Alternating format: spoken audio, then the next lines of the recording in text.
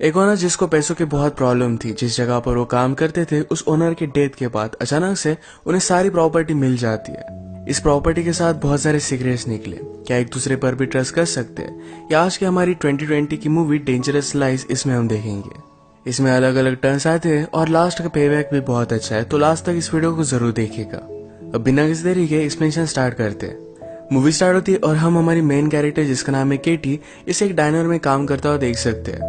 उसका husband Adam में उसकी शिफ्ट खत्म होने का वेट कर रहा था। एक्चुअली बहुत ही यंग एज में ही इन्होंने शादी कर ली। एडम स्कूल में है और उसे केटी सपोर्ट करती है। ये दोनों बहुत ही होपफुल थे कि एडम को अच्छी सी जॉब लगेगी तो इनकी सिचुएशन चेंज हो जाएगी। अचानक से एक आदमी गन लेकर डाइनर लूटने लगता है। जब उस आदमी का ध्यान नहीं था तो एडम ने उस पर हमला कर दिया। वहां के लोगों को उसने बचा लिया। अब इस इंसिडेंट को 4 मंथ गुजर चुके हैं। केटी का अब एक न्यू जॉब है। वो एक रिच ओल्ड मैन की केयर रखती है। इस ओल्ड मैन का नाम था लेनर्ड। लेनर्ड अपने गार्डन को देखकर कह रहा था कि जब मैं छोटा था तो यहाँ पर बहुत ही ब्यूटीफुल गार्डन थी। केटी कहती है, गार्डन को बनाने के लिए तुम किसी को हायर कर सकते हो। लेनर्ड ने कहा कि मैंने एक आदमी को किया था, पर एक दिन अचानक से वो गायब हो गया। उसके बाद वो किसी को भी नहीं मिला। इसके बारे में मूवी में हमें आगे पता चलेगा। इसके बाद जब केटी घर पर आती है तो हमें पता चलता है कि आजकल वो एडम पर बहुत ज्यादा गुस्सा है। एडम ने अपनी एजुकेशन छोड़ दी थी। इन पर बहुत सारे लोन्स वगैरह थे और ये पे करना हार्ड जा रहा था। तो एडम सोचता है कि वो जॉब लेगा और ये सब पे करेगा। केटी इसके लिए उसे मना कर रही थी, पर एडम ने माना नहीं। वो कहती है, तुम कभी भी कोई भी बात सुनते नहीं हो। उस दिन डाइनर में उस आदमी पर हमला करने की कोई भी जरूरत नहीं थी। उसके पास गन थी, तुम मर सकते थे। केटी अपसेट होकर लेनर्ड के घर के बाहर जरा सोच रही थी, तो लेनर्ड को लगा कि घर में कोई है। वो डायरेक्टली गन लेकर बाहर आता है। केटी उसे पूछती है कि तुम गन क्यों लेकर आए। उसने कहा कि हमेशा मुझे घर में किसी न किसी की तो आवाज आती है। केटी ने कहा कि घर में कोई भी नहीं है। आज रात उसके एडम के साथ जो फाइट हुई थी, इसके बारे में वो बात करते हैं। लेनर्ड ने कहा कि मुझे तुम्हें पैसों की हेल्प करने दो। केटी उसे मना करती है, कहती है एडम को जॉब की जरूरत है। फिर अगले दिन से गार्डन को मैनेज करने के लिए एडम को यहाँ पर जॉब मिल जाता है। एक दिन इनके घर पर एक रियल एस्टेट एजेंट आया जिसका नाम था मिकी। मिकी केटी से कहता है, मेरे क्लाइंट को एक घर बहुत ही पसंद आया है, तुम्हें जितना अमाउंट चाहिए उतना वो पे कर सकता है। केटी उसे कहती है, यहाँ के ओनर ये हाउस नहीं सेल करना चाहते, पर मिकी बहुत ही कंसिस्टेंट था। केटी को बहुत ही अजीब लगा। एडम भी वंडर करता है कि इस हाउस की कीमत क्या होगी। एडम फिर से इन दोनों की रिलेशनशिप को सुधारने का ट्राई कर रहा था और केटी को भी ट्राई पसंद आया। केटी को जिस एजेंसी के थ्रू जॉब मिला था, उसका ओनर ये लेनर्ड को मिलने के लिए आता है। उसे पूछ रहा था कि केटी किस तरीके से उसका ख्याल रखती है और लोगों का ख्याल रखते हुए उनका कोई फायदा ना उठाए, इसलिए हमेशा वो इंस्पेक्ट करते रहते हैं। आज लेनर्ड ने केटी को पे कर दिया। जब वे बाद में इस चेक को देखती है तो ये $7,000 का था। ये बहुत ज्यादा पैसे थे।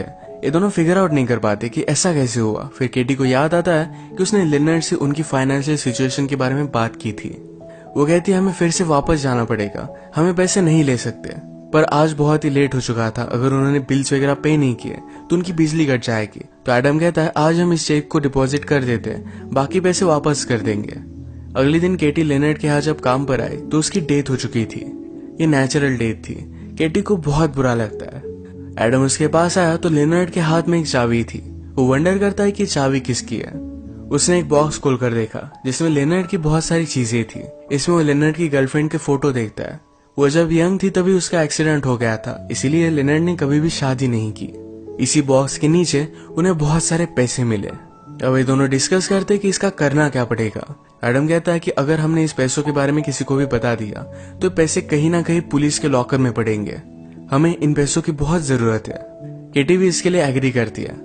इसके बाद पुलिस इन्वेस्टिगेशन हुई। डिटेक्टिव उनसे कुछ क्वेश्चन पूछकर यहाँ से चली जाती है। एडम और केटी ने डिसाइड किया था कि जब तक पुलिस इन्वेस्टिगेशन खत्म नहीं हो जाती तब तक सारा रूटीन वो सेम रखेंगे। आज केटी फिर से अपनी एजेंसी में न्यू जॉब देखने के लिए जाती है। वहाँ के मैनेजर ने उसे कहा कि जब तक पुलिस इन्वेस्टिगेशन खत्म नहीं हो जाती तब तक हम तुम्हें कोई भी न्यू जॉब नहीं दे सकते। इसी के पैरेलल में एडम ने भी बहुत ही अच्छी कंपनी में इंटरव्यू दिया था, पर वो भी रिजेक्ट हो जाता है। वो फिर लेनर्ड के घर में पैसे देखने के लिए आया, पर नीचे से उसे कुछ आवाज आता है। ये वो देखने के लिए गया, पर पीछे से उस पर किसी ने हमला कर दिया। जब उसे होश आया तो केटी को अपने पास बुलाता है।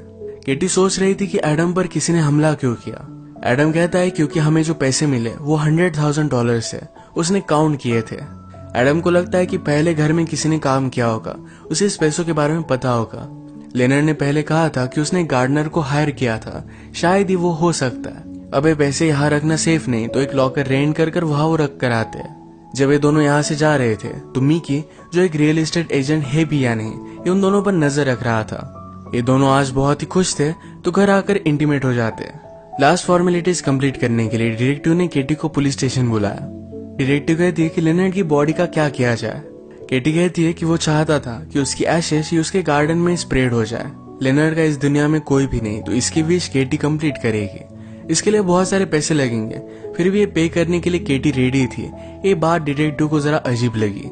जब केटी और एडम मेमोरियल पर थे तो लेनर्ड की लॉयर वहां पर आती है। उसने उनसे कहा कि सारी प्रॉपर्टी लेनर्ड ने केटी को दे दी है। एक दिन अचानक से सीक्रेटली उसने उसे बुलाया हुआ था। इस बात पर केटी बिलीव नहीं कर पाए। वो दोनों बहुत ही खुश थे। जाते जाते केटी और लॉयर जब अकेली थी तो लॉयर उसे कहती है, तुम्हें अब सावधान रहना पड़ेगा। अगर पुलिस इन्वेस्टिगेशन में कुछ गड़बड़ हुई तो तुम्हारे हाथ से सारी चीजें जा सकती है।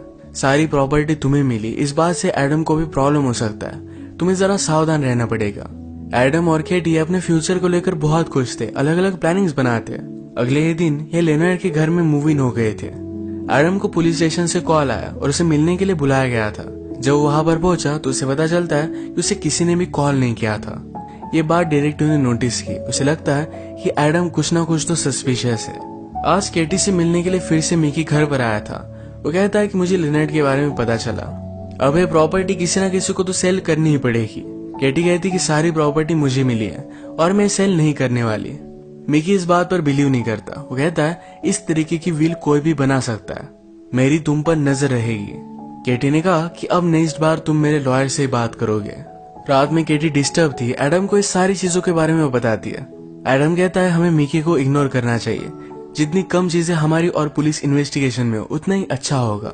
केटी ने बाथरूम में एडम की एक वॉच नोटिस की जो बहुत ही एक्सपेंसिव थी। एडम पहले भी बोल रहा था कि वो फिर से अब गरीब नहीं रहना चाहता।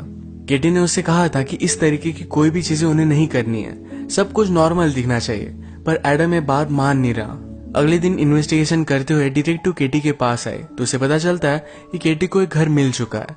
डिटेक्टिव को फिर से इन दोनों पर शक गया।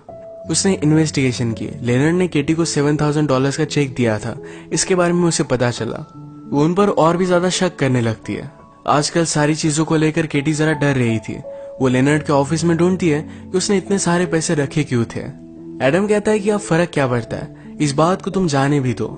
डिटेक्टिव ने केटी की एजेंसी के मैनेजर से बात की। मैनेजर बहुत ही गुस्सा हो जाता है। उसे लगता है कि शायद केटी लेनर्ड का फायदा उठा रही थी। आज केटी जब घर को चेक कर रही थी तो उसे एक एटिक मिला। इसमें एक सीक्रेट डोर था जिसके अंदर जाने पर उसे एक जगह पर डेड बॉडी मिलती है। वो बहुत ही ज्यादा डर गई। वो डिस्टर्ब होकर रो रही थी। एडम उसे सहारा देता है। केटी कहती कि उस आदमी को किसने मारा और क्यों। एडम केटी को बहुत सारे डायमंड्स दिखाता है। कहता है इस वजह से। एडम ने पहले उस डेड बॉडी को डिस्कवर किया था और डेड बॉडी के पास ये डायमंड पड़े हुए थे।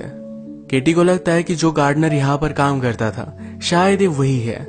ये डायमंड देख ही रहे थे तभी अचानक से केटी की एजेंसी का मैनेजर वहां पर पहुंच जाता है। वो बहुत ही गुस्सा था पर केटी उसे घर में भी अंदर नहीं आने देती। केटी एडम से कह रही थी कि हमें इस डेड बॉडी के बारे में पुलिस को बता देना चाहिए। एडम कहता है कि इस इन्वेस्टिगेशन में और भी कोई प्रॉब्लम आया तो हम सब कुछ चीजें लूज कर सकते हैं। वो इस बॉडी को ठिकाने लगा देता है। रात में सो रहे थे तभी घर में इन्हें किसी की आवाज आई। एडम ने किटी को बिना बताए गन भी बाय कर ली थी। ये गन लेकर वो बाहर निकलता है पर स्टेज पर एजेंसी का मैनेजर था। ये गन देखकर डर गया और वो नीचे गिर जाता है। उसकी इंस्टेंटली डेथ हो गई थी। इसकी इन्वेस्टिगेशन करने के लिए पुलिस को बुलाया जाता है। डिटेक्टिव ने केटी से बात की। कहती है यहाँ पर बहुत ही अजीब अजीब चीजें हो रही है और ये होना स्टार्ट हुआ जब यहाँ पर एडम काम करने लग गया। उससे पहले सब कुछ नॉर्मल था। मुझे पता है कि तुम इस सब में इन्वॉल्व नहीं हो पर तुम्हें एडम पर नजर रखनी चाहिए। एडम का सस्पिशियस बिहेवियर देखकर केटी भी उस पर शक करने लग गई थी। अगले दिन केटी फिर लॉयर के पास गई। वो सारी चीजें उसे बता देती है।